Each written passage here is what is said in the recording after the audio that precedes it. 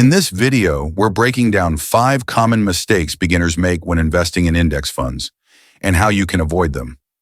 Stick around until the end for a surprising fact and a visual comparison that really puts things into perspective. Mistake 1. Pulling your money out too early. Many beginners panic when markets drop. They sell when prices are low, then miss out on the recovery. Index funds work best over time. Think years, even decades. Don't invest money you'll need next year. Let your investments breathe. Mistake 2. Choosing funds with high fees. Many beginners invest in funds that charge over 1% annually without even realizing it. A 1% fee might sound small, but over 30 years it can cost you tens of thousands in lost growth. And remember, inflation is already eating into your returns. If your fund is expensive on top of that, you're losing even more. Most active managers don't beat the market consistently, and even if they do, the fees often cancel out the gains. Stick to low-cost index funds. If it charges more than 0.2%, ask yourself, is this helping me or costing me? Mistake 3. Not setting up automatic monthly investments. Waiting for the right time often means never getting started. Automating your investing builds consistency and removes emotion. You also benefit from dollar-cost averaging, buying both when prices are high and low. The habit is more important than the timing. Mistake 4.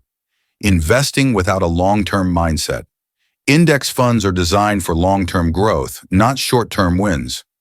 Short-term volatility can hurt, but over time, it evens out. Most index funds recommend investing for at least 5 years, so treat your investments as a gift to your future self. Need money in the short term? That belongs in your emergency fund, not the stock market. Mistake 5. Trying to time the market. Timing the market is what traders do, not long-term investors.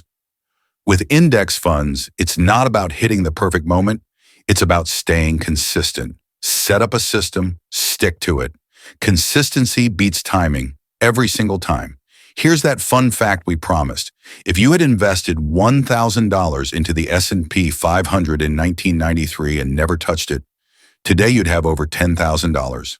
No timing, no tricks, just time and patience. But here's the catch. Adjust for 2% inflation, and your real return is about 6% per year. Still amazing. Now compare that to a savings account earning 1% interest.